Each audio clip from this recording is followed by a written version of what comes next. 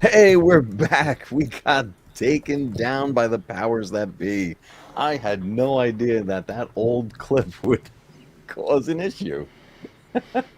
Yeah, it's crazy. So I just like when I did my Lord of the Rings thing yesterday, I tried to keep it to like a couple of seconds and then I would pause it and stuff when I wanted to show Mm. images of, Hmm. parts of the movie and stuff. So yeah. Yeah, that's why I was like, I kept taking it off the screen and everything just in case, but I didn't think it would actually have much of an issue at all. Yeah, Too it's funny. it's crazy. Oh man. Well, now I live and learn. Yeah, I whenever I edit videos and stuff, I try to be like three. I try to keep clips up to like 2 to 3 seconds to throw off the algorithm and stuff. So Yeah. there were a few videos I did that they literally like removed it completely because of the studio. So That's crazy. Man, I've never had that happen to me actually. Now I feel like a real YouTuber.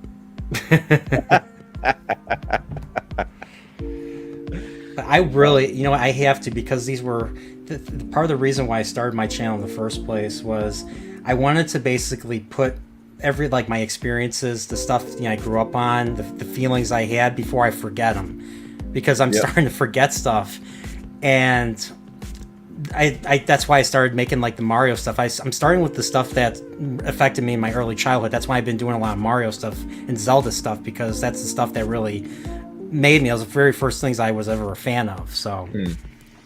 and I'll be honest, with Captain N, the one episode I remember was the one where Link and Zelda make an appearance, and I wonder if this was prior to the Zelda animated show that they came out with, or was Yeah. this during that? That's my question. This was around the same time as the Super Show and the Zelda show, but it wasn't until Captain N's third season that it started to blend in. I don't want to be saying there's a black screen, but I have the stream up and I see us. Let me see. We're back, Yeah, Pat Wannabe. yep, we're back. Let me see. It's a different stream though now technically, so they got to click on the new link. Yeah, I can see us. Black screen. All right, I hit the like button. Thank you. There's gonna be a few people sitting in the old chat room stills. We got We'll nice. go Pat in. Wannabe and Alan Copeland are here. What's up? Nice. Thanks for Welcome back, coming guys. back. But yeah, they were running around the same time. This had one of my other favorites was the like you mentioned, the Zelda show. Yeah, And this one, I remember during the Super Mario Super Show, you'd get that during the week, and then on Fridays we would get the Zelda show and get those episodes. I always look forward to the Fridays. Captain N, I'm trying to remember if that went into syndication quickly or if it was just a once a week thing. I don't remember how often it was on, but I remember watching it constantly, like before school. It would be on before heading to like the bus stop or something like that. yeah, And it would always feature so many different characters throughout the Nintendo games. Some even third-party stuff. Like obviously Mega Man is Capcom, and Simon Belmont was Konami. yeah. So it wasn't just first-party titles. And, hey, Star Wars Politics, what's up, man? Thank you very much. I appreciate it. What's up? So that actually kind of, speaking of that, these characters being third-party versus first-party characters, that leads me to something that I noticed looking back at this show, and it's a very strange thing. So you started talking about Mega Man before, how it took you a minute to realize that's supposed to be Mega Man, and that's understandable because he looks completely different. And then you look Yeah, at he's Simon Belmont, and he doesn't really look much like you would think he would look from the game either. Yeah, I mean, he kind of comes off as a buffoon, if I remember correctly. Yeah, he's kind of it's like he's borderline. Who's the guy in Beauty and the Beast? That's always after Belle. I don't even know. Trying to remember the guy's name. Guston. He's got like He's basically arrogant, vain, that Yeah. type of person. Okay. Yeah. So he's got this like, and then on top of it, he's like you say, he's like a buffoon. He's just like falling over himself and just getting into trouble in silly ways. But he doesn't really look like you would imagine him to look like coming out of the game. So I was looking into stuff about the show and came across another channel that I really enjoy. It's called Toy Galaxy. And this guy does awesome streams about like retrospectives and all kinds of stuff into everything from the 80s and the 90s. And he started talking about Captain N. I was like, oh, let me see what he has to say about this. Maybe there's something I missed. And he pointed out something that I actually went back and started going through the episodes, because you can actually find an entire playlist of all the episodes right on YouTube. It's not available anywhere else other than spending hundreds of dollars on a DVD from somewhere on eBay. Mm-hmm. But he mentioned that they never once say the word Nintendo, and the N, they just say, they call him Captain N, not Captain Nintendo or anything like that. Yeah. And I went back and verified. I was like, dude, he's not kidding. They never say Nintendo. In fact, the world he ends up getting sucked into is just called Videoland. Yeah, that's true. So it turned out that there were issues with, I guess not so much issues, more like people were finding loopholes to get around kind of copyright things. So there was, someone held the rights to this show's idea and the outline of it and the concept of it. Someone had that. It wasn't a Nintendo made show. So somehow they got through a loophole where they could make this show and reference these characters, but as long as they didn't look like the ones from the game, they kind of snuck by, which I thought was kind of interesting. Still calling, I don't know if maybe it's just Capcom didn't care, or maybe Konami didn't care, but you're still calling him Mega Man, you're still calling him Simon Belmont. In fact, there's some episodes where Dr. Wily shows up, and there's all kinds of other characters that come in. But for whatever reason, Nintendo never did anything about it, as far as I know. They never did anything to stop the show. It went 2 seasons on its own and then got attached to Super Mario Brothers. Yeah. I'm curious how involved Nintendo was, because I'm reading its history right now, and apparently Captain N was in a Nintendo Power magazine. Yeah, it was featured in there. Yep. So, wow. Yeah, the original concept was Captain Nintendo as a Nintendo employee, and the mother brain as a piece of programming from a Nintendo game pack went rogue. Okay, story left the door open for a sequel, and Nintendo of America later decided to follow Studdard. That's the name of the guy who created this, Randy Studdard. Follow his ideas to create a cartoon series, opting neither to credit nor to compensate its creator. And of course, Deke Entertainment was the one that was the animation studio. Mm-hmm. I mean, what? I mean, almost everything back then was Deke Entertainment. Like, obviously, the Mario shows. That Real Ghostbusters. Heck, they did anime dubs. They did the old Sailor Moon anime dub too, I believe. Mm-hmm. So, it was these shows came out in an interesting time where it's not like today, where the second something comes out, if it even remotely resembles something else, people are jumping all over it. There's copyright issues, there's whatever, that it can't happen now. And I think, I mean, we even just saw it with the first part of this stream. I'm just showing some highlights from the show, and then all of a sudden it got taken down. And I'm wondering, maybe it was the Super Mario Brothers Super Show portion, but I only showed that for a quick moment, because that's still readily available. on things. It was just recently taken off of Netflix, but you can find it on things like Vudu. You can find it on, I think, on Amazon Prime. So that's available. That's a show you can still get, and all the versions of it too. Super Show, Super Mario Brothers 3, and Super Mario World are all available. But Captain N is one of those shows that just faded away into obscurity, and just, it's, you know, if you knew about it, you knew about it, and if you didn't, maybe you're lucky if you end up discovering it. Yeah, I like I said, I discovered it by watching Mario 3 and stuff. That's how I found out what it was. So, but yeah, do you remember? Because I remember I owned the Mario tapes, and even Captain N had the same thing. Remember how they used to play pop music in the episodes? Yes.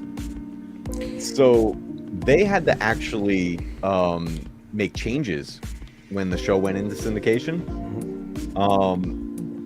Like there was a point where it wasn't actually Michael Jackson, but they did a version of Thriller in one of the episodes.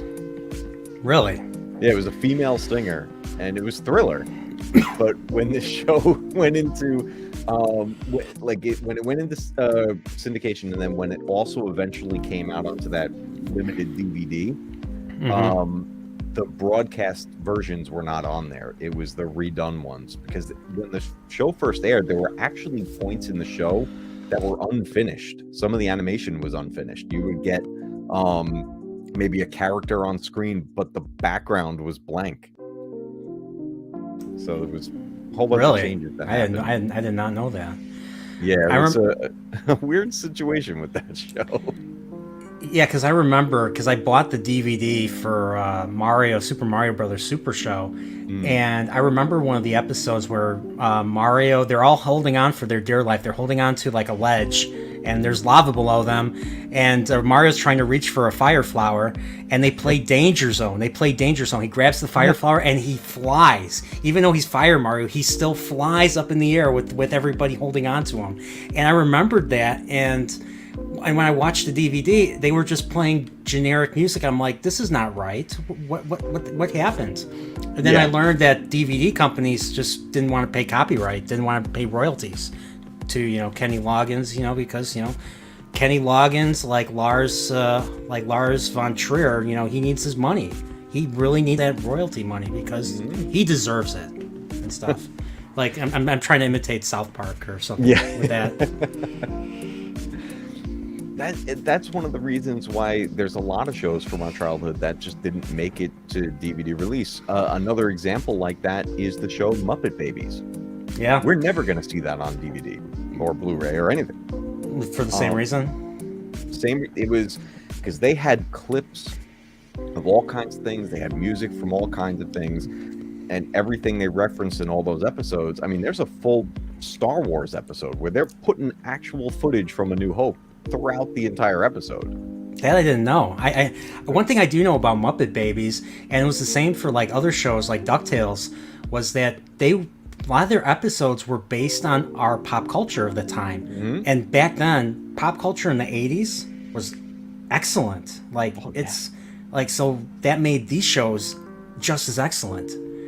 Now pop culture is, well, it's hit or miss. But cartoons back then, holy crap, they were well written. I mean, they still told great stories and stuff, even if they had to latch onto stuff like Star Trek or Star Wars or Indiana Jones. I remember they showed footage of I think the boulder from Raiders of the Lost Ark was in the opening. Yeah, it was in the opening of every episode. Yeah. So I loved the Muppet Babies opening too. I love the opening song and stuff. Oh yeah. I miss good opening cartoon songs. It was so great how they had things like that put together, and it's so unfortunate that we will never see that show come to DVD, because I wanted my kids to watch it. And I've found like really poor quality episodes on YouTube here and there. I have my old VHS tapes where I just recorded it off the TV back in the day. But those are all deteriorating. There is a remake of Muppet Babies out that Disney put out.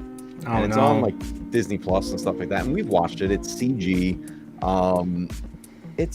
It's okay. It's not a terrible show, but it's really not anything like Muppet Babies that we grew up with. Yeah. And there's no references to pop culture stuff and everything. Like it's a hard pass on all of that. Yeah. Do you know that they also, and I just learned about this, they're making a live action Chip and Dale Rescue Rangers movie. Did you see that? Did you see the trailer? Yeah. Seth Rogen, I think, is Dale or something. I'm like, he's gonna be, he's like in it as like an NPC character or something. Like it's a weird. They're doing it Roger Rabbit style, where it's a mix of animation with live action, and they make jokes about 2D cartoons converting to 3D, and then he's like, oh, I had the CG operation or something like that, and yeah, I think it was Dale. Yeah, so Dale's 3D and Chip is 2D. Yeah, I remember. Yeah, I think I remember seeing that, and I just. I love. I'll be honest. I love the DuckTales theme, and I love the Chip and Dale Rescue Rangers theme. I like every time I hear it. Like I have it on my iPod. Like I listen to it every now and then. That's just how the opening songs of cartoons back then. Once again, were great. Like we're middle aged, and we can still sing DuckTales and woo, you know. Oh, I know every word to it. I sing it with my kids. My kids love it now. I have the whole Disney Afternoon soundtrack. I put it onto my iPod so that when we're in the car, we can all listen to it. My daughter loves DuckTales. She is like immediately attached to that. And that's why I want access to these old shows, especially something like Captain N. It's great that the Super Mario show is out there, and I was really upset that it left Netflix because that's where my kids were watching it repeatedly, and all of a sudden it was gone. So luckily I found it on Vudu, and I was able to just purchase the 2 seasons, just have it. I was like, okay, great. Yeah. At least we have a way to keep going. But I showed Captain N to my son. And it was just, like I said, it's on YouTube. There's channels that have just playlists of it. I don't know how it stays posted, and I can't just play a clip of it. But hey, whatever. I don't know. I don't understand the system. But full-length episodes. And I showed this to him, and it blew his mind. And that's now. Yeah. He's watching a cartoon based off of video games that I grew up with, and it still amazed him. So that's like that says something about it. Right? For it to stand the test of time like that, and to have a 9-year-old now still enjoy it. Yeah, I mean, the Mario, Zelda, all those games are timeless to me. Just like, the original trilogy is, Lord of the Rings, famous books of yesteryear, all that stuff. All that stuff to me is timeless. I mean, yeah. So, Mario to me transcends generations. I mean, who doesn't know Mario? Who doesn't know, Link and stuff? So, that's why when I found that this was on DVD, I had to get this because I was like, you know what, this is probably gonna vanish, and I won't be able to get it again. I found this in a bargain bucket at a Best Buy. You're kidding? It was like one of those like buckets, and you just like pick up thing for $2, $5, whatever it was, and this was in here, and it's the whole series. I gotta tell you. Hey, excuse me, princess. Exactly. I remember watching that as an adult, and he says it in every episode. He says it at least once. Every single episode. But it was so iconic. Like, we loved it back then. It's so cringy now to watch it, but there's still like, I go back and watch that, and I remember what it was like seeing that on Friday after school. It was like, okay, I'm gonna watch Legend of Zelda. It was on Friday. Yeah, it was Fridays because the Super Monday through Thursday was Monday through Thursday. Yeah. Yep, that was Monday through Thursday, and then Friday, because throughout the week, Mario would say, okay, and now let's take a quick look at the upcoming episode of Legend of Zelda, and then that would happen. Yep. Like, oh man, I can't wait. Yeah, I actually, and I said this in my retrospective. I saw the animated show first before I ever played Adventure of Link or the original Legend of Zelda, and I was blown away. I have to play this game, and so after I beat all the Mario games, my folks got me the 2 Zeldas on NES. It took me years to beat those. I could not figure those out for the longest time. I beat A Link to the Past before I beat those two. Oh, wow. Yeah, Link to the Past I was able to get through. Because the original Zelda, I couldn't find the last dungeon. I couldn't find Ganon or level 9. And then Adventure of Link, I couldn't find the 6th palace because you had to blow the whistle, which is the exact same design in Mario 3 and the original Zelda. You had to blow the whistle in between these blocks and stuff, and then the fourth it was like in a square formation, and the bottom corner was missing a block, so that was where the palace was. You had to blow the whistle in the direct center. I didn't know that because I was trying to get into the Great Palace with the force field still up. So I was like, okay, I turn into a fairy.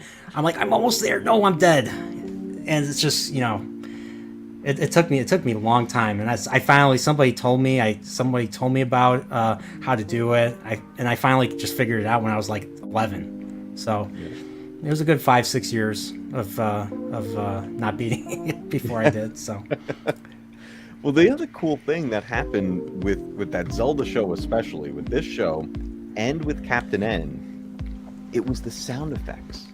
They were using sound effects from the game. So when Link was on screen and fired the sword, the power sword, it did the same exact sound effect from the game. And the same sound when they vaporize the enemies, that same sound too. Yeah.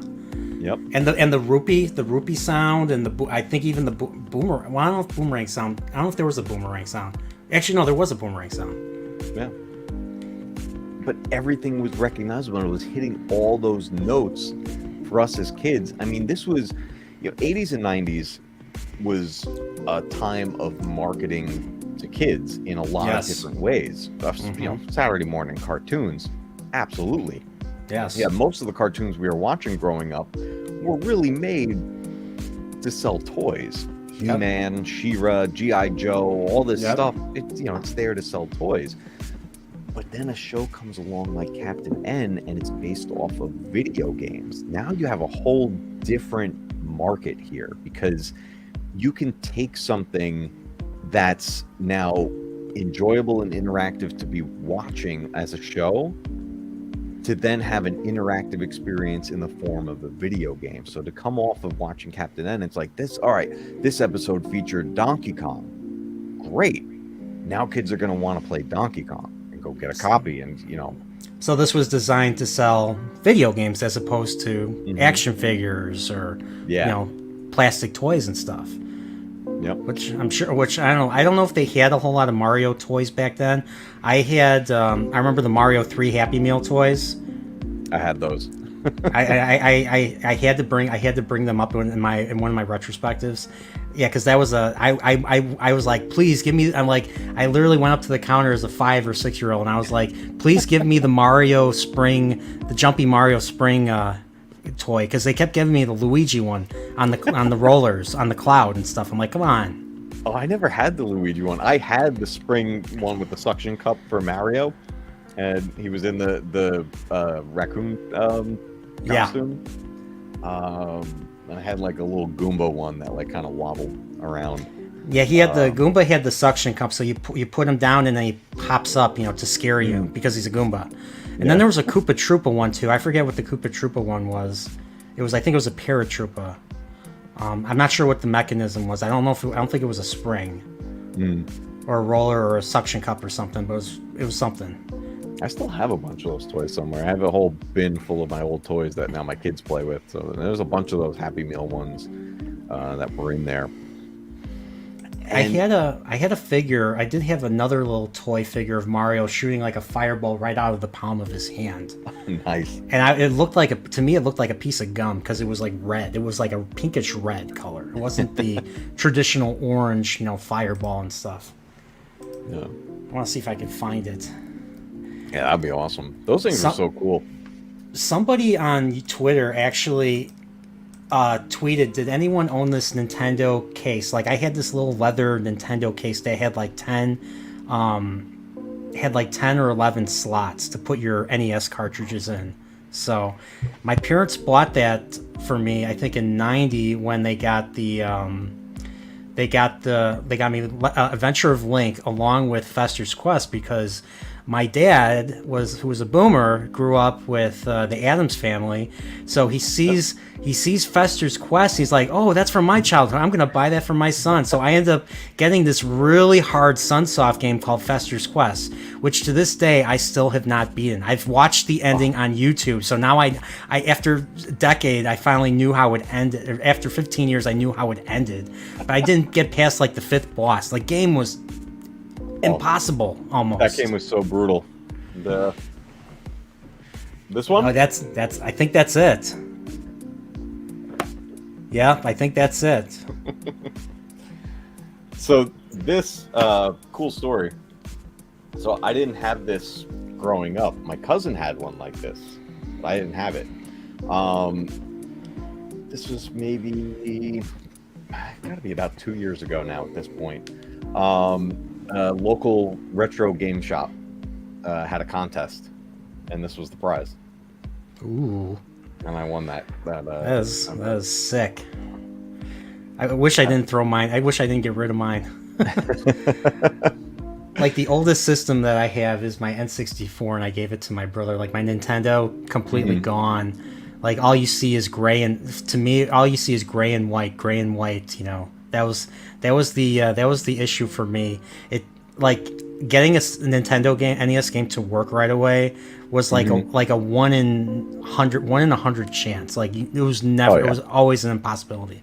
Like, I always either had to blow the cartridge, or I would kind of jingle it in the console, kind of wiggle it in the console, then push it down, close the lid, and hope for the best, and hope the game wouldn't conk out on me while I was playing it. And it did do that. There were times where the game would freeze on me while I was in the middle of a level, especially a hard level. So yeah, you know, we didn't know better. You know, they had all the little third-party things they would sell you for cleaning the insert and everything, and it was just all about those contacts on the cartridge just being clean enough to make contact. And but you know, it's so many memes and jokes now, but that was life with gaming back then. And getting stuff where, like, you know, we were relying on stuff like Nintendo Power and magazines to tell us about all these different things and ways to play games and what new ones were coming out. And like you mentioned before, Captain N was featured in a Nintendo Power, and that might have actually been the first place I saw it too. But it was one of those things where I always wondered, and I still wonder to this day, why didn't they make a Captain N video game? I don't know. That would have been I guess because of all the characters and just getting different developers, like, you know, Capcom and Konami on board with Nintendo would be like, you know how companies are. Yeah. It's really hard to work with. So, like, one thing I do say in my Mario RPG video is I say just like how awesome it was that Nintendo and Squaresoft worked together to make a game like that. And the fact that they were able to avoid making major disagreements. Mr. Miyamoto was basically very open-minded about what they did. And the Square team was they were huge Mario fans, so they all had their ideas on what an authentic Mario was. So they were fans, and that's what made that project work. And so that's why. So I mean, it would have been awesome to see a Captain N game. You know, get Capcom and RPG Konami style aboard. would have been great for it. Yeah. Do you think of that lineup of characters? You know, handle it, like Super Mario RPG or almost like Final Fantasy like, and have this lineup of characters. Everybody has different abilities, you know, and just because, you know, Captain N himself, he had the zapper, he had the controller belt buckle, so he was doing all different things. They would even, in the show, they would use warp zones, they would enter codes, they would use cheat codes on that gamepad to get through some of their missions. So like I forget, what's the most famous code? Is it the Contra code? The Konami code. The Konami code, yeah. Did they use it? It was up, down, left, right, BA, start. Okay. Oh my gosh. It would do all What? kinds of stuff in their games. I I wonder if they don't. actually did that in the show. I don't remember if they used With, that one. was there anything from any of the Mario stuff? Did anything from Mario make it into Captain N? I don't think So so. not directly. It wasn't until the show was attached to the Super Mario show in its third season. Um, but I don't recall them ever crossing over. Link would be there. Link Yes. teamed up with Captain N a couple of times. Yeah, that's the one episode I actually remember was where Captain N teams up with Link and Zelda, and they're in the very first palace in Adventure of Link where they fight Horsehead. Yep. But for some reason, Horsehead, instead of having the mace, he has the ball and chain instead. I think in the cartoon. So, but yeah, that was that. I saw that version of Horsehead before I ever played, Adventure of Link itself. So I recognized the Horsehead right away. Yeah. But when we see something like that, that was like a dream. It's like, are you kidding me? You're about to team up with Link, and Zelda's there, and all these things. And like it blew our minds back then to see all of these characters on screen together. But what we were talking about earlier with having these characters on screen, and because there were different rights to these characters, Mega Man was a perfect example of just something that was a complete workaround, because he wasn't even blue. He was more green. He was like green and yellow, and Mega Man didn't have a voice back then, but they gave him this like really funky, raspy voice. But you could barely recognize him as Mega Man until they were like, "This is Mega Man," and you're just kind of like, "Oh, okay, I guess he is." Yeah. Point.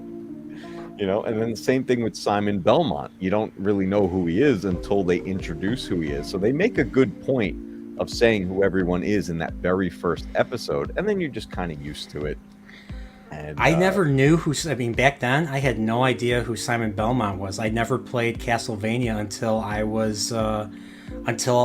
think it came on the Wii, the Wii's Virtual Console. Then I started playing a whole bunch of old NES games that I didn't play growing up and stuff. There was even Metroid. I didn't play Metroid until I was an adult. Prime was the very first Metroid game I ever played, and that's what got me into playing the rest of them. Now it's my favorite Nintendo series. Whenever there's an announcement, like when Prime 4 was announced E3 5 years ago, I was at work. I was trying so hard not to scream like a fangirl, because that's how I felt. So, and I'm surprised Samus never made an appearance in this show, because Mother Brain was the main villain. Yeah, I know. The whole series. Yeah, it's baffling to be honest. Yeah, I mean, then we had with two bumbling characters. We had King Hippo there from Punch Out, and then we had like the eggplant guy, which was Kid Icarus. He was the eggplant wizard, right? From Kid Icarus. Yeah. Yeah, and then so he had Pit. Pit was in the show too. Pit was in the show, although I don't think they ever called him Pit. I think they just called him Kid Icarus. Yeah, I think so too. Yeah. So it was a weird way to get all of these characters together.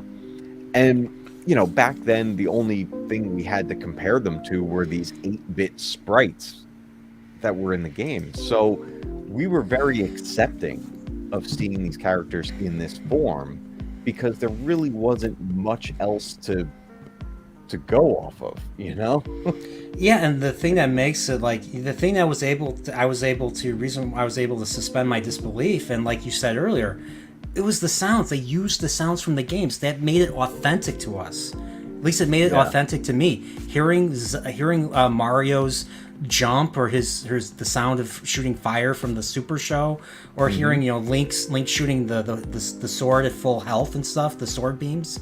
Yeah, it was same sound effects that made it authentic to, at least to me. Yeah.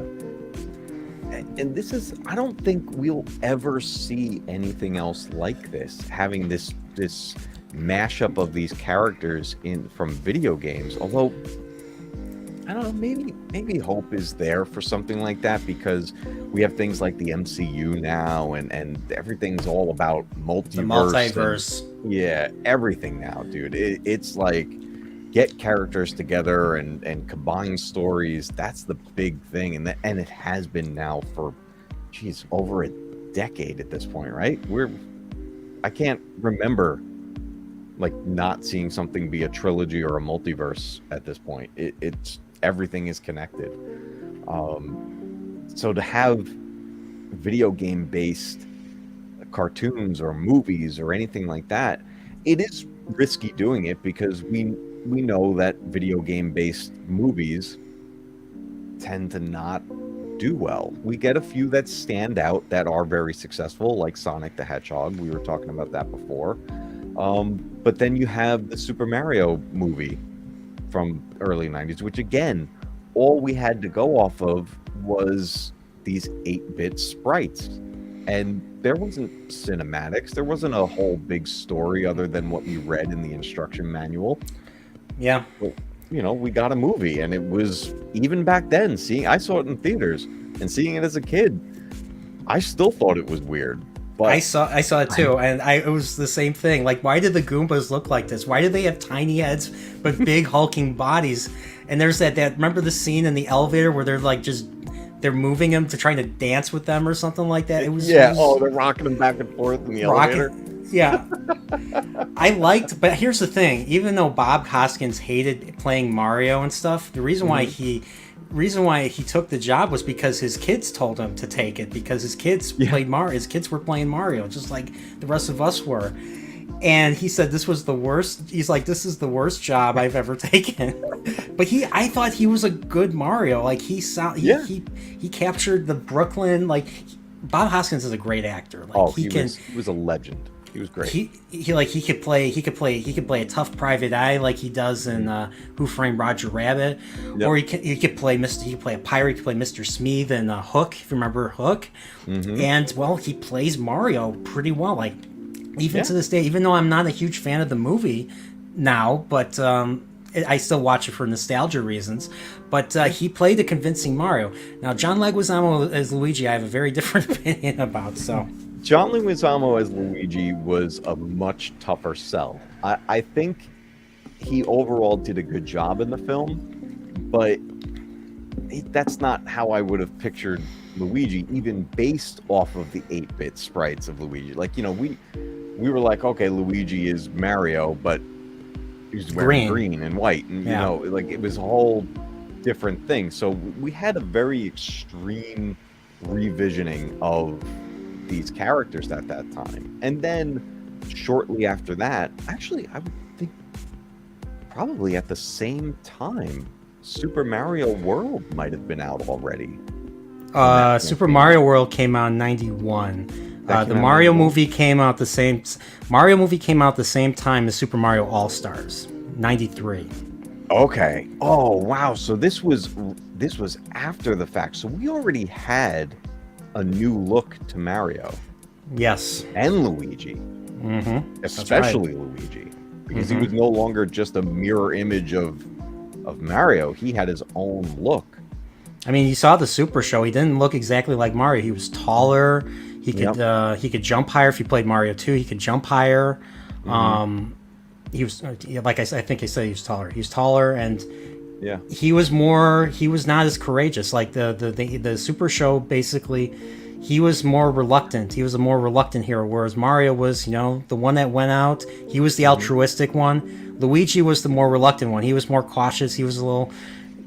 Now with the Luigi's Mansion, he's kind of, he's a scaredy cat now, but but Luigi was still, even in the old show, he was still a hero. He was just more reluctant. He was more careful. Yeah.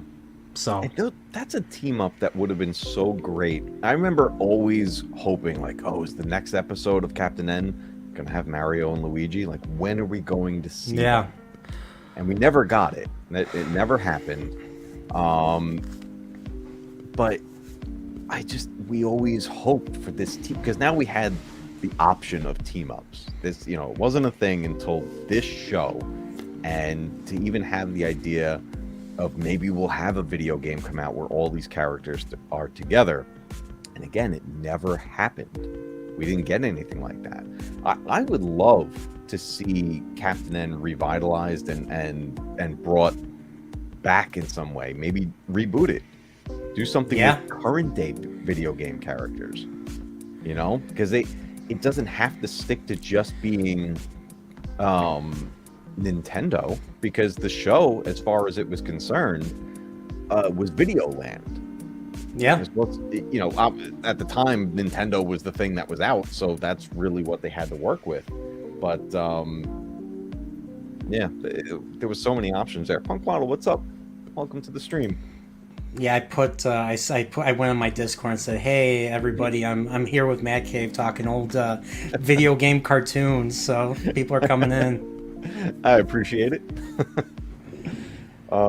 Yeah, this is just one of those shows I started thinking about recently again, and I just wanted to jump on a stream and talk about it. You know, just I don't know. It's such a weird, obscure show that so many people. It was one of those things. It's like you either knew about it or you don't. Like it just. Yeah. I've mentioned this to people, and they're like, "I have no idea what you're talking about." I'm like, man. It was one of the coolest things back then. I mean, this was we had this kid who was, supposed to represent everyone. It was that iconic kid you see in like everything at the time with the leather jacket and you know, the that same like Zach Morris type haircut, and just everything is, talk like a surfer guy. He's like, whoa, totally cool. It's just like everything was so 80s. Like he hit all these beats. And I had no idea. Like I had no idea of who else they included in this. Like I used to run Bayou Billy back. Remember Adventures of Bayou Billy? Bayou Billy. Yep. Yeah, he's in this too. That game is another hard one. Jeez. That's like the second or third episode of the show. They go to his world. Now, if I remember correctly, Bayou Billy is basically a combination of Indiana Jones and Crocodile Dundee, I think. So that type of story. Yeah, that game was so hard. Like it was really hard. It had a almost like a Double Dragon style layout, but it was not like, if you tried to play it like Double Dragon, it was like, no, you're getting your butt kicked. And that was infamously difficult. But then they had the characters show up in the show. So what they would do was, as each area they were going to, they would find a warp zone and go into the different world of different video games. So like the first episode when we had it playing earlier before the stream got shut down, they went to Donkey Kong Land. And they're dealing with him there. And then we go to Bayou Billy in the second or third episode. And the character of Bayou Billy looks like they just drew Crocodile Dundee. Like they're not trying to hide it. It's like, this is who we want them to look like. Oh, they also did Fazanadu. Fazanadu is also one of the games that they go to. Wow. That's another one I never beat. There was a ton of different worlds that they went to, but it would always come back to, at the end of the day, they're dealing with Mother Brain, who's trying to get full control of Videoland and control all of the warp zones. Yeah. Which again was one of those, like, such a huge missed opportunity of, how did you not have Samus in this? Like, it didn't make any sense. Maybe it was a plan. Maybe it was a plan that they had that they kind of canceled and stuff. So the same with Mario. Like I'm surprised they didn't bring Mario into it at all, even though Mario had his own show at the time. Yeah. I don't know. It felt like a big missed opportunity there. That you're already pushing all of these different game genres and characters, like even just pop culture mechanics is mentioned here. Like he met Link and Zelda. That was a huge moment to see those characters come together, and it was again one of those things that was like, how are you not interacting with Mario? Like this was it seemed like a for sure thing, and I remember it so clearly as a kid, hoping for the next episode to be in the Mushroom Kingdom or something, bring it together in one way. Mega Man stuff they dove into frequently. Dr. Wily's in an episode. He creates like a robot Captain N to fight against the team. N-Man or whatever. Whatever they call him. So silly, like the way they did it, but they had all these different characters keep coming together, and I'm sure if the show went longer than it did, maybe we would have seen some more crossovers and things. Like, I would have loved to see this show evolve, like jump into Super Nintendo stuff and get into like the 16-bit era things. Oh my gosh, yeah. I mean, could you imagine if this crossed over and like outside of Nintendo? Like bring in Sega things at the time, like Sonic or Streets of Rage or Golden Axe. Yeah. Oh heck yeah. Yeah, the possibilities were practically endless. But with shows like this, they were jumping through hoops to make this happen, and I'm sure there was all kinds of legal things that got in the way of whatever they wanted to do, which is why they had to alter these characters and make them look different. But and it's, even though they never say Nintendo, obviously we know we're looking at Nintendo things. I mean, a character in the show, like you mentioned earlier, was the Game Boy. The Game Boy itself was a character. And that's not going to be anything else but Nintendo. So yeah. So, I mean, they have the right to they have the rights to the name and everything. So, hey, what's up, Spidey Librarian? How's it going, dude? How you doing? So I got a question. So I remember the Zelda one. The Zelda one, the Legend of Zelda episode where Link and Zelda team up with them. I remember that Mother Brain and them basically revive Ganon. So Ganon's like in a coma or something. He's like a tiny little shell of a man. And then they give him like this potion, and then he becomes giant, crazy Ganon's the same look as he has in the Zelda series. Yep.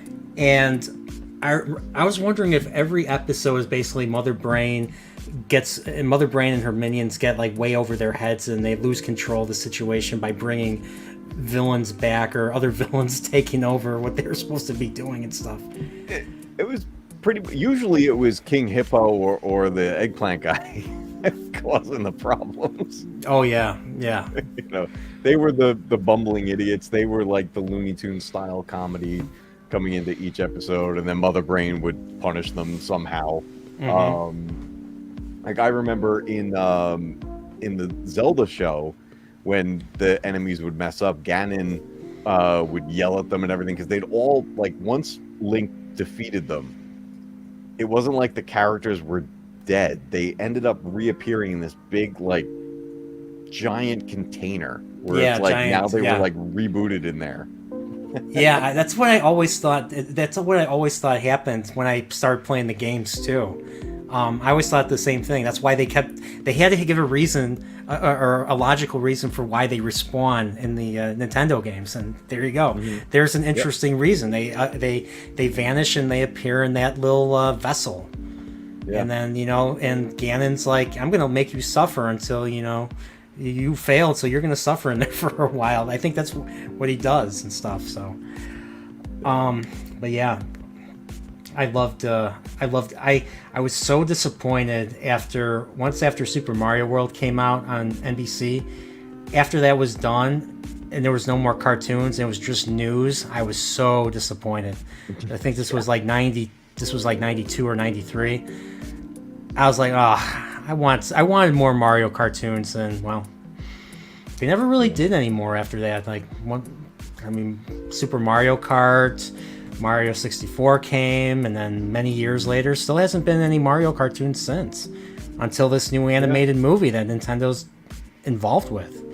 And they've I'm sure people have been pitching Mario shows and movies to them for the longest time. Nintendo's very protective of their properties, which is why we still to this day have not gotten another Legend of Zelda show or movie or anything. And there's been things pitched to them. There's been rumors over the years of something actually nearly coming out. I heard years ago that Netflix almost had a Legend of Zelda series. Really? And it's something that got scrapped, but they're very protective of all of these things. I can understand, they want it to be done right, which is one of the things I'm hopeful about this new Mario CG movie, because I feel like, all right, if Nintendo finally said yes, and not only saying yes, but they said yes to their biggest character, hands down. Yeah. Like, all right, something has to be done right here, because they're not going to let Super Mario be just destroyed. They're not going to let that happen. And Sega seemed to be a little more lenient on things when it came to the first Sonic movie, as far as the look of the character, because we all remember the original trailer that came out. Yeah, and I can never unsee that. Oh, the nightmare fuel of that original Sonic design. And what was cool about that was I initially was not interested in seeing it, but I did follow what happened. I learned that they decided to redo the character and put in the work to do it. And after that, it had nothing but my respect, and I went and I supported it. And you know what? Yep. The movie turned out to be pretty good. Jim Carrey did a pretty good Dr. Robotnik. Yes, he did. I enjoyed him a lot. And speaking of Mario and all things Mario and people who know Mario so well, especially the 64-bit age, Master Paul is here. Hi, how are you? What's up, dude? Hi. I'm doing very well. I just wanted to pop in for a moment before bed, because I'll be honest, I know nothing about Captain N, so I came here to learn. Well, where were you in 1990, 1991? I wasn't born yet. There you go. Oh boy, you're a youngin'. Well, what I'll do, Paul, I will send you a link to a playlist, because they're all on YouTube. Okay. And there's 26 episodes for the first 2 seasons where it stands on its own, and then there's an additional 12 or 13 episodes where it's attached to the Super Mario World show. But interesting.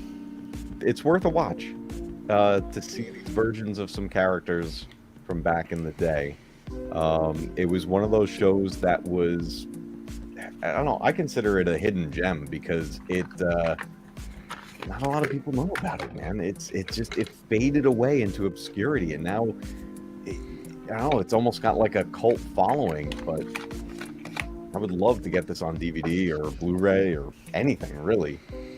It's basically got except for Mario, but there's Mario elements in it. It's got like every franchise. Like, one of the characters is Simon Belmont. One character is Mega Man. One character is Pit from Kid Icarus. And the villain is Mother Brain. Remember Mother Brain from Metroid? And you have King Hippo from Punch-Out, and the Eggplant Wizard from Kid Icarus. Mm-hmm. And there's episodes where Link and Zelda guest star, and you see Ganon. Evil giant Ganon, causing ruckus and stuff. So, wow.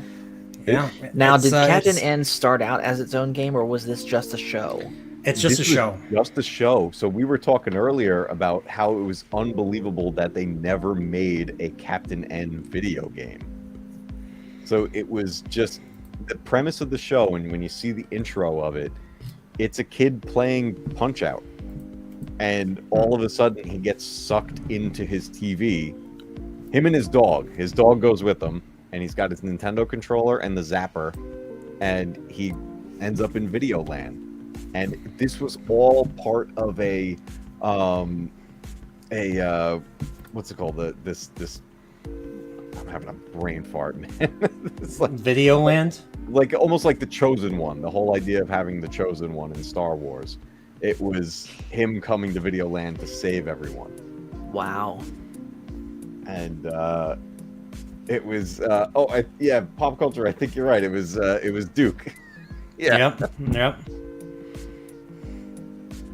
So it was. Oh man, everybody's so young. There's an awesome. The Spidey librarian says you said Nightmare Fuel and Zelda relatively close together, so I thought of Dead Hand from Ocarina of Time. Is Dead Hand the Hand's one where not even scary? Please. Is Dead Hand the one that sticks his hand out of the ground and stops you and like grabs your head and stuff? Yes. That mini boss, because they're, and then I think Gibdo is the one that screams. That actually creeped me out. Gibdos are the ones that creep me out. They jump on you and start kissing you, the kiss of death and stuff. That's scary. The one that scared me was the Wall Masters, the hands that come down from the ceiling, pick you up, and take you back to the beginning. Yeah, they're in the original game. They come out of the walls, but in Link to the Past, they come from the ceiling and stuff. Yeah, I hate that. So is this the playlist you just sent me, man? Yeah, I just sent it in Discord in the Mug Club. Thank you.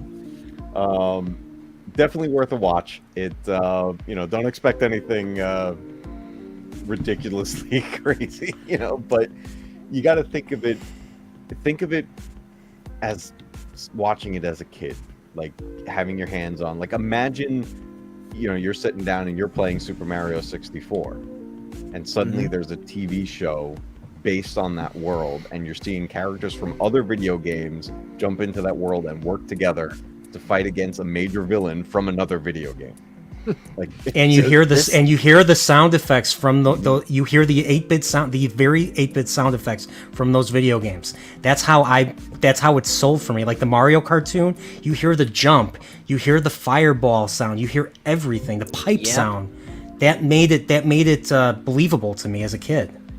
Yeah, that's enough to sell me on this idea. That sounds like right up my alley. Did you ever see this, Paul? I saw the Mario version. Yeah, that's yeah. I never saw that specifically. Yeah, it's 13 episodes. Yep. Yeah, you should definitely check it out. I think it's all on YouTube. Yeah, it probably is too. I will. Well, guys, I was just popping in for a minute to say hey and find out what Captain N was. So, thank you for letting me on here. But I'm gonna go ahead and go before the melatonin really starts kicking in. All right, man. I was gonna ask you something, Paul. What's up? Well, I didn't get out of the Shire yesterday, so there's gonna be a part 2 for Fellowship. I'm in. All right. I was thinking Saturday as well. And I will do my best to stick around for that as long as I can. Yeah, I want to try and get my stream shorter because we talk about like everything and stuff. We do. And then there were 8 other people in the stream, so I mean, I wanted everyone to talk. I wanted everyone to give their takes. And it was awesome. So also, one question, Matt, before I go. I know you just watched Tenet. I know that Coffee on Korriban has been hyping that up. When is the stream for that? We didn't figure out a date yet, but since you're gonna check out the movie, did you watch it?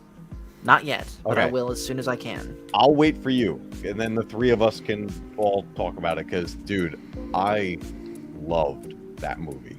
Okay. As soon as it ended, my wife and I were already talking about rewatching it. Okay. Like, I want to watch it again, knowing what I know now. It was just like. I saw it in the theater and I just couldn't make out what they were saying half the time, and I just completely lost the plot. So, Coffee on Korriban actually made a really good recommendation. I'm gonna take this moment to bow out now. See you guys later. Yeah, man. See ya. Coffee on Korriban recommended when watching Tenet, depending on your system, to just put the subtitles on, because the way they mixed the movie, it was done with the whole the new Dolby setup and everything. I have a pretty decent surround sound system where we watched it, and also have it when we watched it, obviously not to wake up the kids and everything, we put the receiver on kind of a night mode so it enhances voice. Yeah. So we had the subtitles on for a little bit, but we're like, we actually don't need them, so we turned them off. But it all depends on your system. But it's a great recommendation for that movie. to get ready to just throw the subtitles on, because there's a lot going on in that film. Because I'll be honest, I'm a big I love I love every other Christopher Nolan movie. I even liked Dunkirk. I know a lot of people didn't like it, but I thought the movie was very engaging. I felt like if you're going to depict war, I think you should depict war from the soldier's point of view. It should be scary. You should be feeling what that soldier is feeling. Constant fear, constant tension and stuff, which is my issue with older war movies and stuff. Because they seem very boring, and it's definitely a different way to envision stuff like that, and I was so glad that Coffee and Corban recommended the movie, because it was one of those movies I missed it in theaters, and then it just kind of fell off my radar, and then he was really talking it up. I was like, you know what, I this is a movie I should just have in the Mapbuster collection. So I was like, let me just buy it. So I got the 4K edition, and then we watched it the other night, and I'm so glad that I got it, because I fell in love with the movie. Like, it was one of those films where I didn't know I was in love with the movie until almost the exact midway point, and then it clicked. I was like, this is it, I'm in. I'm like, I'm ready for all of this. And that's why I love getting recommendations for things. That's why I wanted to talk about this show also, because for anyone who didn't even know it existed, to recommend it, to be like, I know it's hard to find, and you know, the only place you're really going to be able to watch it right now is on YouTube, but to recommend Captain N the Game Master to people who had never seen it, and especially people in our age group that would have grown up with it but may just missed it. To go back and watch something like this, to see a vision of how these things could have been, and to wonder what we could see now potentially along those same lines. I mean, we have things coming out like there's a Halo show coming out, which I'm already hearing bad things about. I'm still gonna check it out, but it's like, I heard like Master Chief is not even the main character, which is like that's baffling. I mean, he's the main character. He's Halo. He's Halo, in my opinion. That's like, how do you change something like that with such an iconic character? But when you take something like this show, Captain N was not a video game character. No. This was just some kid that becomes a hero, that's suddenly interacting with all of his heroes in this video land. And that was the most fun part about it, is because like we see him get like sucked into the TV and doing all this stuff and going on these adventures, and it was like, wow, that's what like we were dreaming about as kids. You know, it's like, man, I want to go on the adventure with Link. I want to go help Mario and do all this stuff. Yeah. And there's just nothing really like that anymore. But this was a show that relied on imagination. Yes. And you're right. Just suspend all, disbelief. Just go in and have a fun adventure. And I think that's what we're really missing these days in really even any kids programming. Like, there's nothing like Saturday morning cartoons anymore. And I've tried sitting down and watching some current day stuff with my kids, and I'm like, I don't know what you're getting out of this. Everything is just flashing lights and people screaming. Like, I don't know what the story is, and I don't understand why you enjoy this. Yeah, exactly. Question, Pop Culture Mechanic brings this one up, and I just looked this up, and this is before I was even born. Have you ever seen Saturday Supercade? I kind of want to find this. I kind of want to see this for myself now. Yeah, I do want to. This is 1983. Oh, was this? Oh, it was 83? This is 1983, 1984. So so there's like Frogger and Pauline and Donkey Kong and even Mario. Oh, wow. And stuff. So it's made up of many segments. I gotta check that out.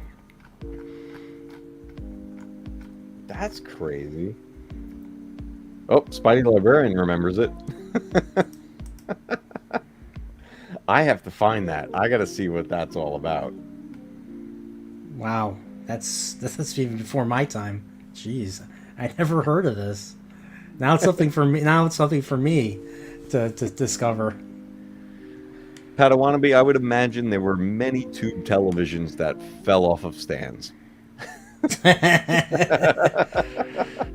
I used to picture myself jumping into the TV, interacting with Mario and stuff. What's up, Yeah. dude?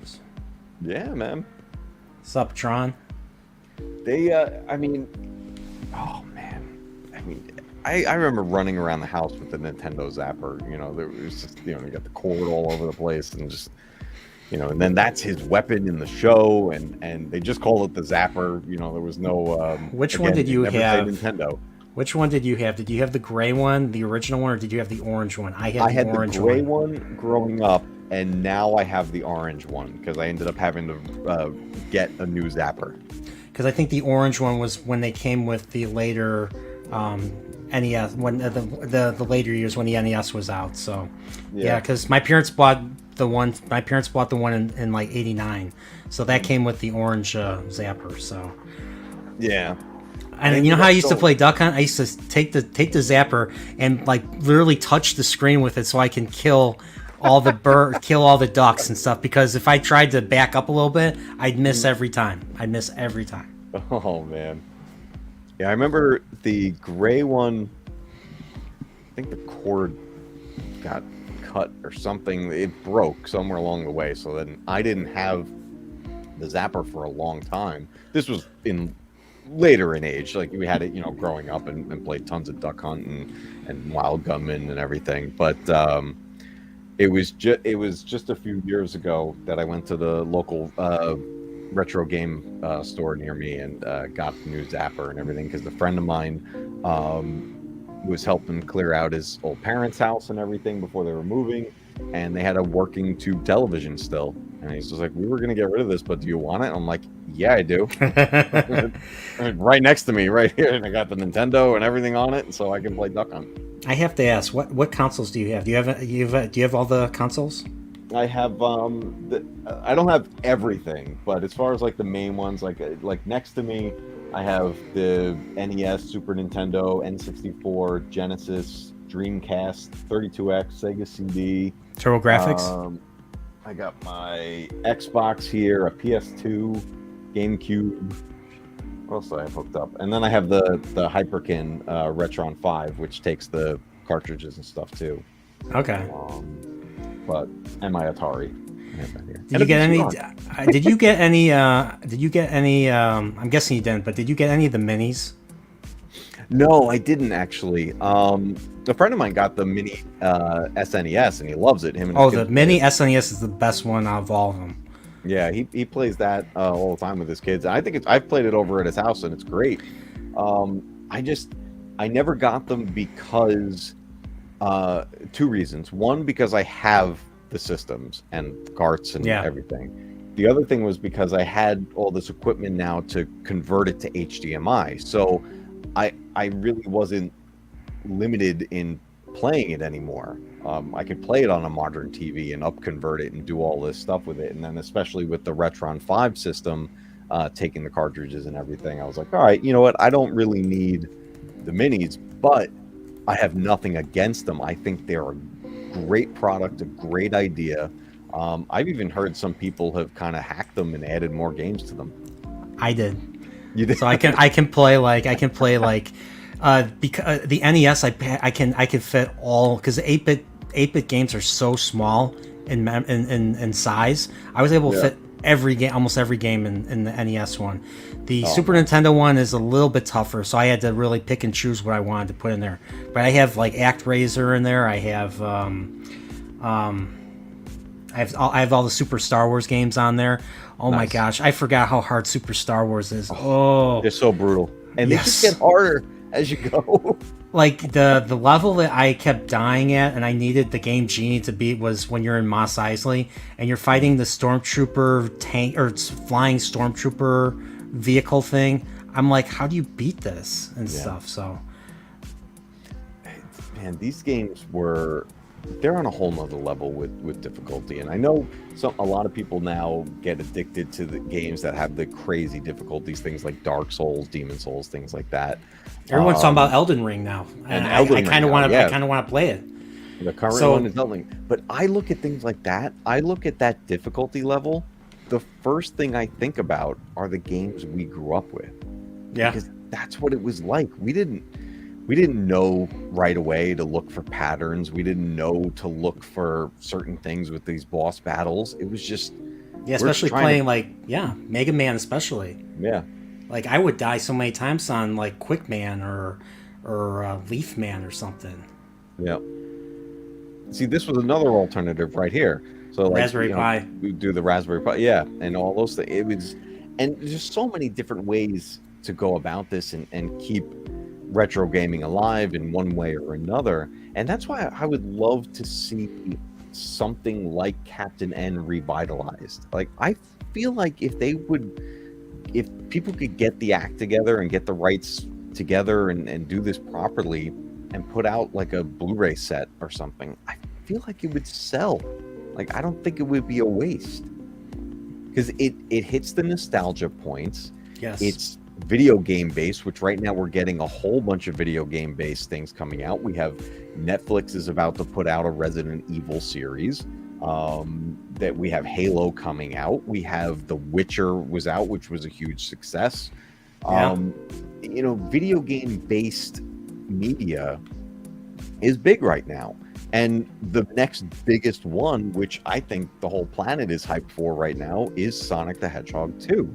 Yeah. And did you see the poster? Did you see the poster? They basically took the old Genesis box art and they made a new. They used the movie poster based on the original Sonic 2 game. So you had the big giant 2 with Robotnik's hand on top of it. And you see Robotnik in the background looming over everybody. It was. I was like, yep. I was just I love Sonic. I love Sonic 2. I love Sonic 3 even more. Oh, Sonic 2 was so great. And yes, Pop Culture Mechanic, the DVDs are out there. It was a limited release. And if you actually find a legit copy of it, it's expensive. It is mad expensive.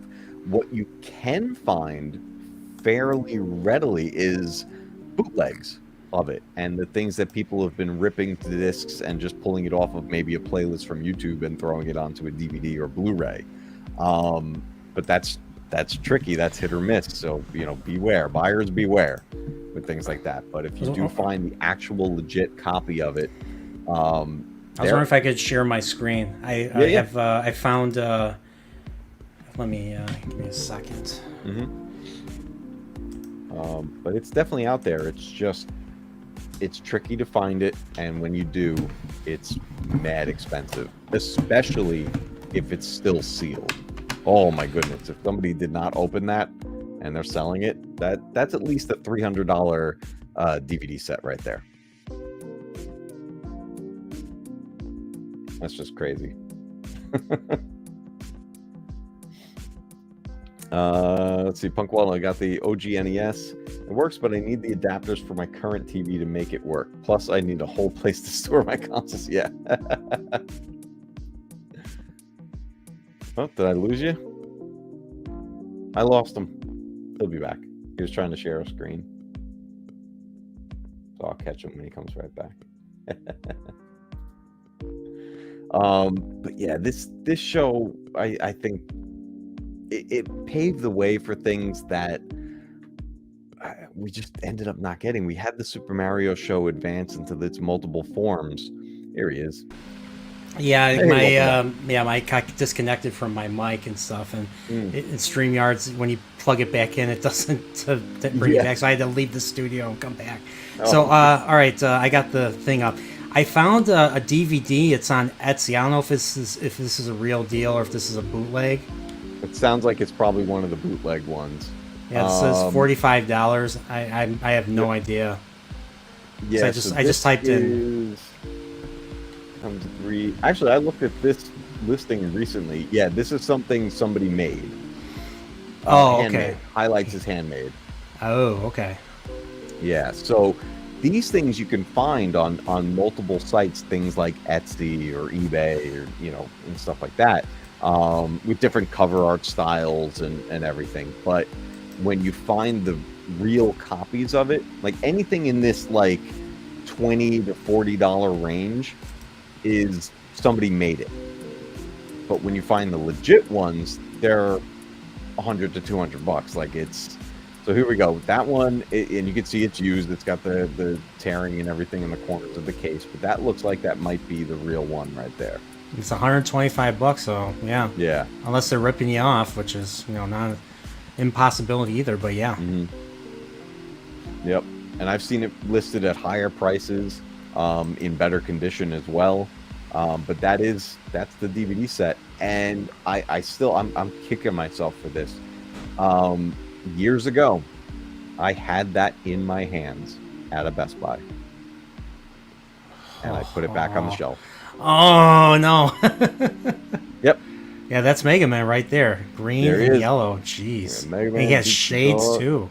Oh yeah, he was funky looking. And that's Pit flying, and Pit, then like, you know, it was like, okay, we get it. That's Pit from Kid Icarus and everything. Simon Belmont, we needed a little bit of explanation for, and then Mega Man, it was just kind of like, oh, okay, that's Mega Man. All right. I mean, he's got the ear thing, so I guess. Yeah. I don't think he ever uses the Mega Buster though in it. I don't remember. I think he's got 2 regular hands. Yeah. So yeah, it's strange. So Yep. and there's Kevin, and then there's Princess. I forgot her name now too. Was it, Lana, Princess Lana, Yeah. and Duke. There's Duke. Yep. Oh man. It was such a. I mean, oh man. They got cool looking disc art too. Yeah, I know. Man, Wow. I miss DVDs. I'll be honest, and I don't know if you ever listened to the Angry Video Game Nerd, but he made a video about DVDs, like DVDs being superior to Blu-rays, and even though I like the quality of resolution and stuff, DVDs just had more. They ran better. There were special features. There was always good things about DVDs and stuff, and I miss that. Like, you buy a 4K Blu-ray now, they don't have any special features. Like the Lord of the Rings thing, they didn't include the appendices. Yeah, I'm like, what the? Oh. So I was about to sell my Blu-rays. I'm like, no, I'm not going to sell them now. Yeah, hang on. I still have the DVD collection of the Lord of the Rings because of all those special features that were in there. Yeah, I gave those to my brother. So he's keeping them. Yeah, but these were even. Oh, I forgot about this. So, thinking of, speaking of the DVD art and everything. So we got the Legend of Zelda, for example. So we got the disc art on here. Let me pop this for a second to minimize. Yeah, I'll get rid of. So on the disc, you got some cool artwork with Ganon and the Triforce and everything on there. But the insides of the cases would have artwork as well. And this one, I totally forgot about this, but they had on the one panel showing the other stuff to buy, and then on there. But there's those different Sonic shows, Sonic Underground and Super Mario 3 and all that. Yeah.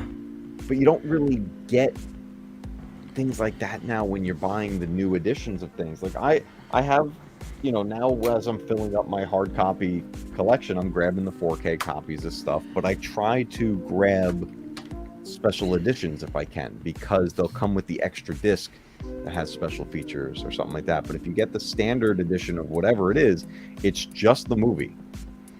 And I remember DVD menus being fun. Like, they would hide things in the DVD menu. Yeah, I remember that too. Like if there was like a figure or something, if you just moved the cursor around, you're like, wait, you can point this out, you can click on it. What happens? Yeah, it's like another Easter egg. It's like another little secret little 2-minute interview clip of something. Yeah. So I loved that. I loved all that. Yeah. And this Spidey Librarian makes a good point. We were talking about this earlier too, about how they handled Simon Belmont. Yeah. Of him being kind of cowardly and shallow, and he was just like this. It was weird. Like, we had we only had so much to go on back then. We were comparing it to these 8-bit sprites and whatever little bit of story we could get from the game itself and whatever was written in the instruction manuals. Yeah. And then that was pretty much it. But I agree with Spidey is that, you got a vampire hunter here. He should be pretty tough. They should be. Oh yeah. but he was kind of a bumbling idiot. Yeah, I mean, just getting through level 5 with the sine wave moving Medusa heads and death and stuff. I'm like, you have to be tough to get through that. Because 4 hits and you're dead. Remember that level 5 in the original game? Dude, it's just Castlevania. I was 1 lucky to is beat still that. my favorite Castlevania. I like close second is Symphony of the Night, but the original is my hands down favorite. I love Symphony of the Night. It's my second favorite Metroidvania of all time. I'm sure you can guess what my first favorite is. Super Metroid, obviously. So I got a question for you. Now we're talking about Simon Belmont. What did you think of the new animated Castlevania series on Netflix with Trevor Belmont? Dude, I loved it. I love that series. I think going as brutal as they did was the right move. Yeah, they did. The first season really reminded me of Berserk and Hellsing, if you're familiar with anime. But yeah, it was like super duper brutal and stuff. Whoa, I couldn't believe it. I only saw it up to season 2, and once they killed Dracula, I was like, oh, sorry, spoiler alert. They killed Dracula in season 2 been out for a while. And then after that, I haven't really went back to it. I just like, okay, they killed him. I don't know why they killed him. He should have been the overarching villain, in my opinion. But I love season 1. Season 1 was great. Yeah, they did such a great job with it. And then I believe it was the same animation studio handled the new Masters of the Universe. Obviously not as brutal as that show, but the same type of art style, which I was pretty psyched about too, watching that. See, like, I would love to see a studio like that take something like Captain N and reimagine it and just, you know, do something really out there. Like, that's I don't know, take it to the next level. Like, even like we were saying earlier, expand beyond just Nintendo. You're in Videoland. Go into Sega Worlds. Go into things from even like PlayStation, Xbox, N64. Like, jump around these different genres and different eras of gaming. I think there's so much potential there, and keep it animated. Like, don't try to make some sort of live action whatever with this. I feel like it would fail. But put out a cartoon where you could do literally anything. Yeah. Oh man, there's just so much stuff. Do you think they'll ever make? Do you think they'll ever make like a Zelda anime and stuff? Because they've made manga. They've made. I have they have a Link to the Past manga. They have an Ocarina of Time. All the major games have their own manga versions of it, and they're totally different from what was depicted in the games and stuff. So. Yeah.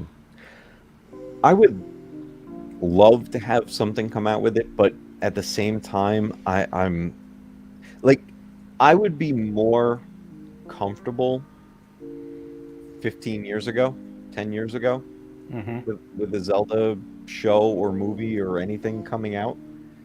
But with the way Hollywood handles everything that comes out now, I'd be so worried about the character being destroyed, about the story being destroyed, about it just, and I hate to say it because I want to enjoy all these things. I want to enjoy all these stories and everything that's being told, and I don't want to, you know, be caught up in looking at some sort of weird agenda that's being pushed out in this that's overshadowing the story, because things weren't like that growing up. You know, you take something like Captain N or Mario Show or whatever, it was like, okay, you're turning off your brain and you're going on an adventure. That's what I want. That's what I want to do when I watch these things. But if they were going to do it, I hope that it's animated. I really don't want to see a live action Legend of Zelda. I feel like, oh no, I totally agree with that. Yeah, I just feel like it wouldn't, I don't think it would land right. I think it wouldn't feel correct. Like, it just, and handling Link is tricky because obviously we had this cartoon back in the day and Link talked. Yeah. That's the only time. Yeah, other than that, he was always a silent protagonist. Yeah. And as far as I'm concerned, when it comes to the video games, I want him to remain a silent protagonist. because Link is basically you. You're the Link Yep. is I did my research for my retrospective. I realized they named him Link because he's linking the player to the Hyrule Fantasy, which was the original name of the nice. game before they ever called it The Legend of Zelda. Legend of Zelda was the subtitle for the Hyrule Fantasy, but they got rid of that. They discontinued the name because of another Final Fantasy series that was taken off. So, but I think, you know what I think? If I would love to see a Zelda anime, an anime from Japan, so away from Hollywood, and I'd love them to see it do it in the style of the old series, the old anime series, Record of Lodoss War, which was they were in a freaking dungeons fighting dragons, slaying monsters and stuff. That's what I want to see. Yeah. Avoiding booby traps. That's the ideal Zelda. And then they come across a hard boss, and it would be like a 2-episode fight and stuff, you know, kind of like Dragon Ball Z style, you know. A lot of dialogue, a lot of internal monologuing and stuff, you know. A lot of staring down because, you know, that's how they fight in anime shows and stuff. So, but that's what I want to see. Yeah. And there's so much potential out there for things like this to come back. There's so much talent out there that, you know, the creativity gets pushed aside for things to fit a certain mold now. But hopefully we see that shift again back in the right direction and bring creativity forward, bring these stories back to life the way they should be. I mean, if you're going to make something based off a video game, look, lots of video games, especially adventures like Zelda or Mario, it's good versus evil. This is it's not that difficult, you know. It's very simplistic, and sometimes simplistic is very, very appealing. Yeah. Like if with Star Wars, I want to see good versus evil. Star Trek, different story. I don't really want to see good versus evil in Star Trek. Star Trek, I want to see, you know, compelling storytelling that explores every side of the equation. And that's stuff, where it fits there, right? Because that's going to make sense for Trek. And that's why it's very niche. It's more highbrow compared to no offense to people that don't like, you know, who are not is into Trek, but Star Trek is a little bit more highbrow. Like you have to really pay attention and stuff, and it's not as action focused. It's about problem solving, working in space, working with, working to do something good. And of course, there's going to be antagonists because you got to make it fun. You still have to make it fun at the same time. So. Yep. But Star Wars really fills in that, Star Wars on Nintendo games, that simple good versus evil, You're doing something good. You're playing a good character. You're teaching morals to kids. Exactly. And that's the thing, too, about these cartoons back then is that they had a moral to the story. Some cartoons literally told you the moral of the story. Like He-Man and She-Ra would end with, like, today we learned about this. And it was like, okay, cool. And you have, especially something like Captain N, where the whole idea is like, okay, you're the player, and now you've been pulled into video land, and you're the hero. That's the whole idea. Like, that's what the idea was supposed to link the audience to this character. You are this character, and what would you do if you were on this adventure, save a princess, or go after a major villain, or do whatever the mission is. And we all it was a dream come true watching this, because we were playing these games thinking about that. I was like, man, you just want to be in the game. Now we have games that are literally, you put on VR headsets and you're in the game, and you are the game. And it's just like, it's insane what we have now. We could have only imagined. And you can make your own decisions. Like if you want to play the bad guy, you can be the bad guy. If you want to be the good guy, you can be the good guy. Usually as a default, maybe it's because of how I was brought up, but I always defaultly play the good guy. I always want to be, because in games like Mario RPG, for instance, if you make a good decision, you get a reward. You get rewarded for being altruistic. Yeah. Like I remember in one segment of the game where you get the 5th power star, then you go back and the whole town is being threatened by these aliens. They're these evil these imposter mushroom people, and they're like, if you don't give us the star, we're going to do something bad. And when I first played it, I said no. I said get lost, and they go in, they tickle the elder, the prisoner, they tickle him and stuff, and when after you beat the boss and you rescue them, he's like, thanks a lot, Mario, and then just walks away from you. But if you give up your star right away, you get an upgrade. You get like a super duper upgrade, like a weapon or something that'll upgrade your magic and stuff. So there was incentive to be good. So yeah, it's so different now. That between games and TV shows have come a long way. We're in way new territory now, but it's fun to look back at these things at once, what was once was, and to think about, could we ever get anything like that again today? Would it ever reach an audience the way that it did back then? Would people even accept a show like this? That's a very good question. I mean, we have the internet now, we have social media, things are going to be nitpicked to death. Yeah.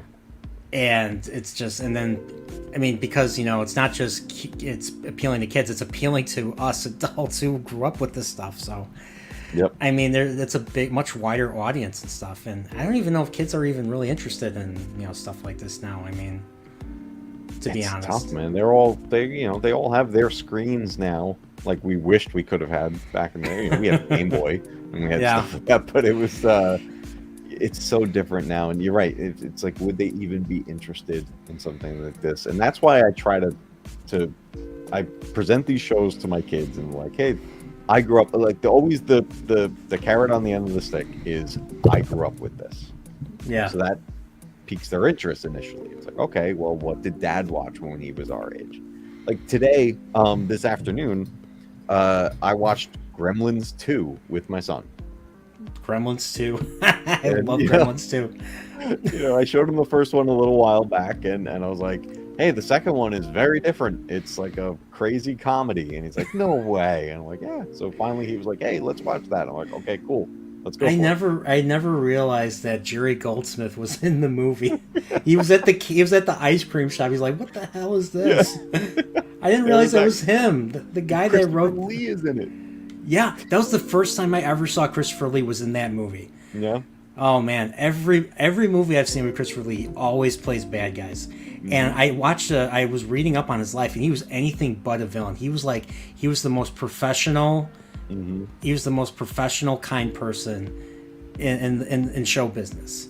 Yeah. And he was willing to do whatever it took. He was very professional, and he talked to people. He was a natural conversationalist. So yeah, Christopher Lee was him as Saruman. He was awesome as Saruman in Lord of the Rings. And I liked him. It was funny I was surprised he was also in Star Wars. I didn't think he would be in Attack of the Clones, but he was. And he was great. He was fantastic in it. That's when my son saw him. He was just like, "It's Count Dooku." I'm like, "Yeah, buddy."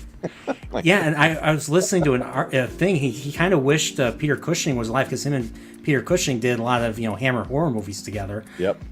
See, that's Peter how Cushing, I grew up watching Christopher Lee was the Dracula films.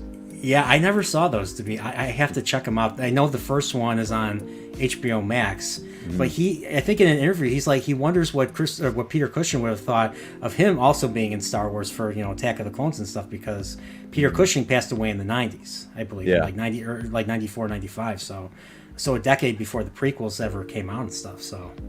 Mm-hmm. Well, yeah, it's just crazy looking back at this stuff, man. That's why I want to try to keep things like this alive, and I get to share it with my kids now, and hopefully one day I can, I don't know. There's every show I grew up with, there was something about it that stuck with me in one way or another. Did you like to play adaptations of like movies and shows and stuff on the NES? Like, did you ever play the Gremlins 2 NES game? Yeah. What'd you think of that? Yeah, there was so many movie tie-in games back then. Like, if there was a hit movie, there was going to be a video game. I mean, we had Jaws, we had Nightmare on Elm Street, we had Friday the 13th. It was tons of things. A lot of my teens at the library only know Danny DeVito from It's Always Sunny in Philadelphia. See, that's crazy because it's just he played so many iconic characters. He was in Taxi. He did, movies with Arnold. Did like Twins and Yeah, that was the first time I ever saw him. That was the first time I ever saw Arnold Schwarzenegger was in Twins. It wasn't Terminator. It wasn't Predator. It was Twins. That's the first time. Yeah, they don't know. That's why it's our job to show them. It's like I look at the shows that my son watches, and I'm like, and he tries to show them, and I see him get excited about it, and all the things that are on like Cartoon Network now and everything, and I'm like, buddy, I can't even. It's like, I want to spend time with you, but I don't want to watch this. Like, it's just, it's not good. Did you watch a lot of the shows that your parents watched? Like, I used to watch on Nickelodeon. They had Rocky and Bullwinkle. Yep. That was the show my folks grew up with. My parents grew up Rocky with. Underdog was another one that was always on. Woody Woodpecker. I used to watch all those shows. They were all on TV and stuff. And they were good. Flintstones, Jetsons. Yeah. I love the Jetsons. I remember when the Jetsons met the Flintstones. I remember all the Hanna-Barbera cartoons. Yeah. I grew up watching Mork and Mindy and like, just. I actually never saw Mork and Mindy. I never saw Mork and Mindy. Oh, Mork and Mindy was great. Oh man. I know it's a spinoff of. I know it's a spinoff of like Happy Days and stuff. Yeah, he pops up in Happy Days. He helps out the Fonz with something. I forget exactly how that went down, but yeah, I mean, look, think about that. Crossovers have been happening for the longest time. Oh yeah. And for video games, Captain N, the Game Master, was a massive crossover. Oh yes. We weren't seeing that in the games themselves. This was in this cartoon, and we get to see our characters join forces.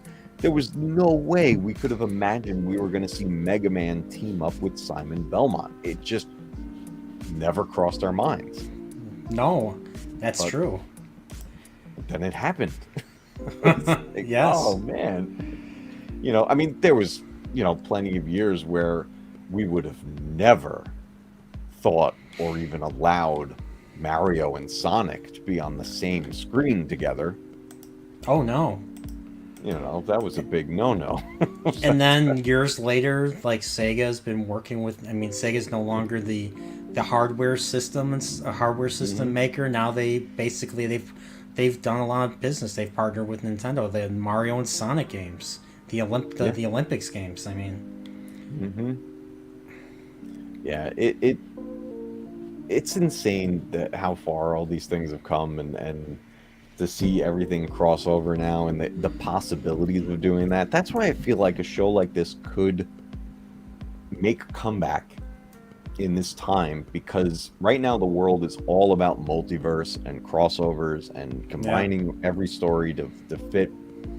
I feel like we could get something like it, but it's that idea, it's the core idea of Captain N that I think is what made it special, was bringing the player or the audience into it, and now they are the main character. So it wasn't like we're going on this adventure and the main character is Link. No, Link's a side character. The kid who got sucked into his TV, he's the hero. He's the, what was it, Kevin? I think his name is Kevin. Yeah.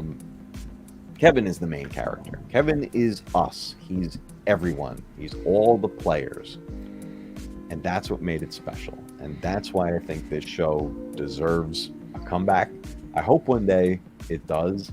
I may, for the time being, maybe I'll have to find a way to, I don't know, rip that playlist off of YouTube and burn it to a DVD myself so I can watch it on the TV. I don't know. It's like I'll find a way so I can go back and revisit it whenever I want to.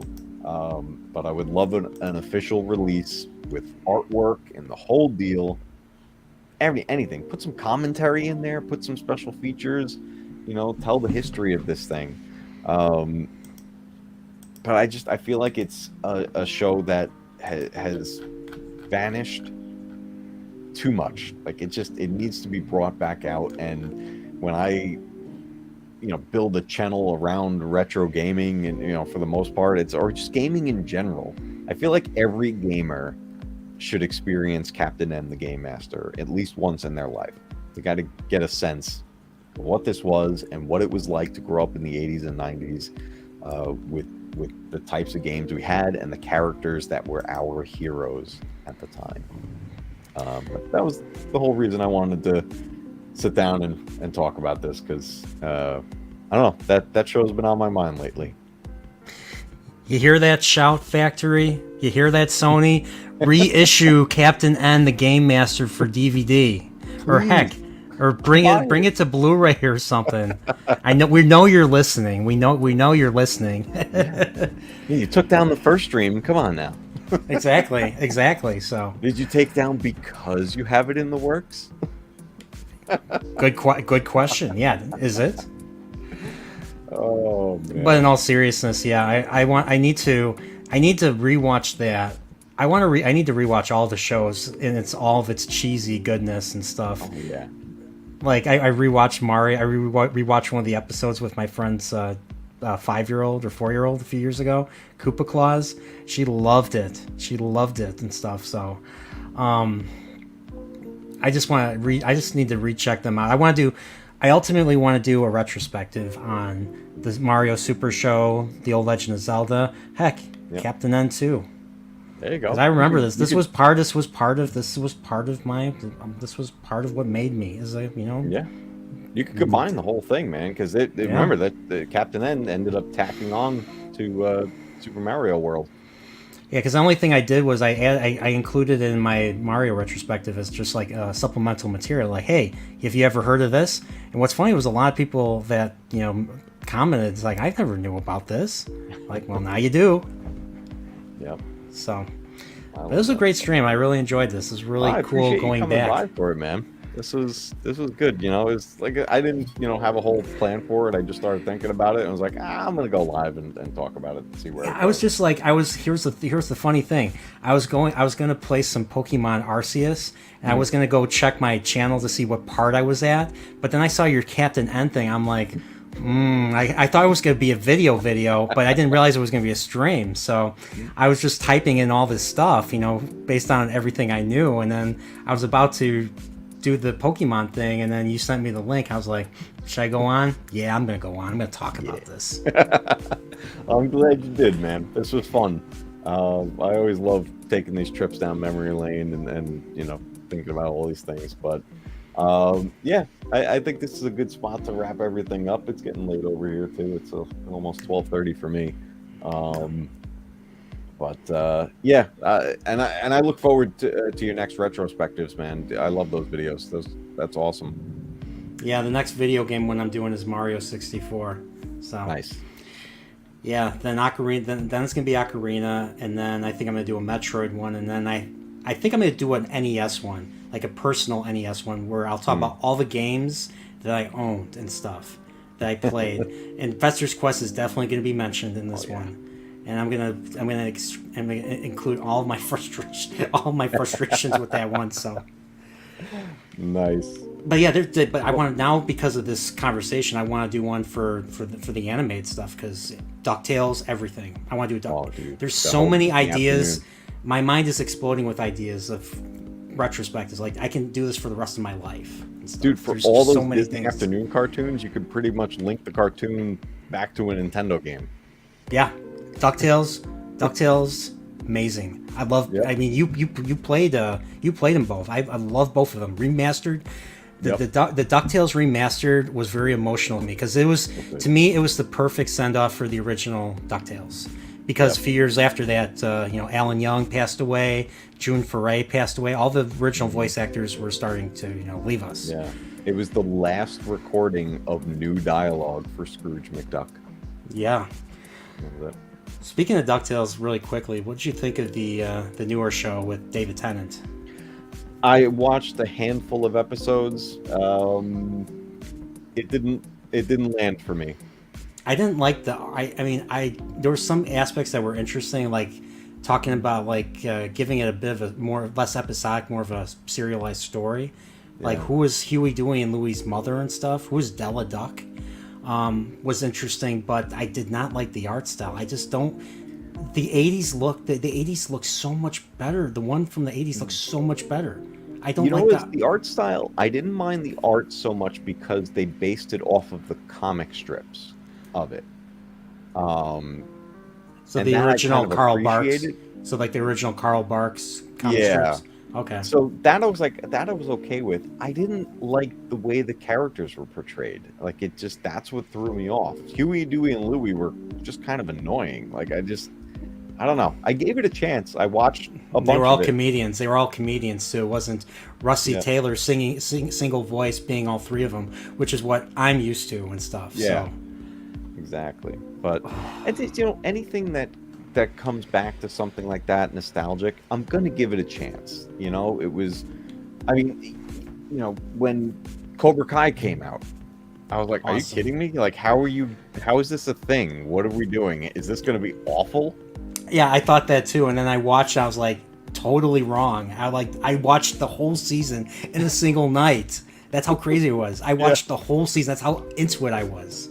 Yep. And the last season was so good too. Give these things a chance. Yes. It's like, because here's the thing with Cobra Kai, the people that made it were fans of Karate Kid. Like they cared about continuity. They cared about honoring the characters. So I mean, I in my opinion, I know I know you still follow Star Wars and stuff. I'm kind of done with it because of the people that are making it and stuff. Yeah. Like they're not. Was in reference to DuckTales.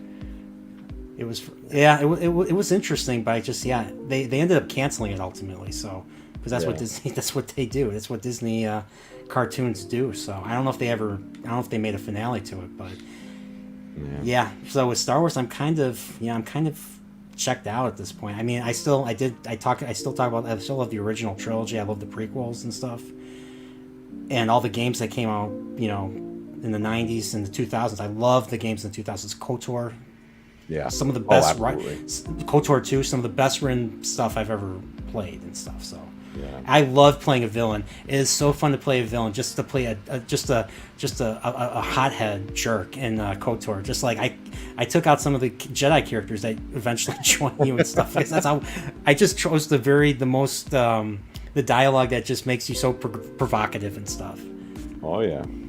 See, that's why it's so important to give these things a chance, and because you never know when you're gonna find what ends up being just this gem for you. There's a lot of people who didn't like KOTOR 2, but I liked it. I really enjoyed it. Oh yeah. And it's things like this, as things come out, and there's creators that are trying to bring back something that they loved from their childhood, and they're really putting their heart into it. There's always the risk that it's going to fail, but sometimes you get a huge success, like Cobra Kai, for example. So it's so important that people give it a chance. I will support. I will support passionate people. I mean, passionate. Like they will show you. You can tell. I mean, look at what's his name, Alan Ladd Jr. He saw how passionate George Lucas was about this movie called The Star Wars that nobody at the studio understood. Everybody thought it was going to fail. Well, he saw that thing in George Lucas, and George Lucas made the movie, and it's to this day everybody knows the original Star Wars movie. Everybody knows the original trilogy. I mean, it's just spotting the passion and the commitment and stuff. Yeah. And I think that was the case with Cobra Kai. Like, they were really passionate about making something good, and they cared about what they were doing, which I think is the problem with a lot of new stuff, is people just don't care about continuity or the story or the characters. And I think Star Trek is one of the biggest the things right now, with horrible takes and horrible directions and stuff. Yep. So that's why we always end up going back to things, because we remember when things were so different in movies and film and TV shows, and just it was a whole different type of storytelling. Sometimes you just need that turn off your brain entertainment. Just let a story happen. Let these things unfold. let the unbelievable happen. And what's more unbelievable than a kid getting sucked into his television to be in a video game land? I mean, it's The writers put in the work, they can make it, or they put in the work, they can make it very believable.